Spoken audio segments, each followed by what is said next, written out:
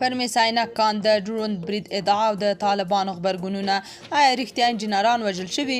جزئیات هم دلته وګورئ او چینل هم سبسکرایب کړئ. حماسه میډیا لیکي یوې سرچینې چې نه یې غوښتل نوم یې واخیستل شي حماسه میډیا ته ویلي چې د لوګر په میساینه کې د دغه کان په انجینرانو هوایي برید شوی. د یادې سرچینې د معلوماتو له مخې په برید کې د افغان انجینرانو ترڅنګ چینایي انجینران هم وژل شوي. تر اوسه لا معلومه نه ده چې برید چا کړی، خو پخوا د امریکا ډرون الوتکو بریدونه کول. که څه هم طالبانو رسما د دې خبر په اړه څه نه دي ویلي، خو طالب فعالان او عام افغانان یې سخت غوسه کړي. کابل ټایمز لیکلي د میساینک پروژه یو له هغو قراردادونو څخه شمیرل کیږي چې غربي نړۍ د له منځه تللو هڅې له ډېرې مخکې شروع کړي دي. په دې اړوند میلیونونه ډالر د تبلیغاتو په برخه او د امنیتي مشکلاتو په جوړولو مصرف شوي. د دې پروژې د امنیتي برخه کې د چین هیواد نه د مرستې غوښتل اړین بریښي.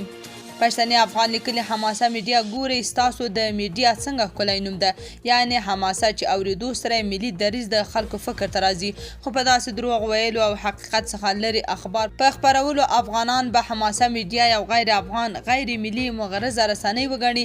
رسنۍ باید د خپل ټولنې حقیقت او موخې منعکس کړي، نه جال او دروغ. عبدالغفار لیکلي بیخ مو ووځه د جمعې په ورځ رخصتي وي، د رخصتي په ورځ څنګه انجینران وژل شوي.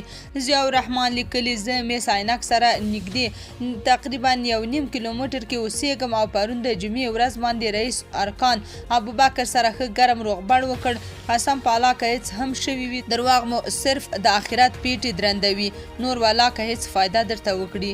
د جنرال مبین ترڅنګ یو شمېر نور افغانانو هم لیکلي چې غریبان د افغانستان پرمختګ نشي زغملی، او چې له دې پروژې افغانستان ته ستره ګټه راځي نو ځکه یې پر ضد تبلیغات کوي.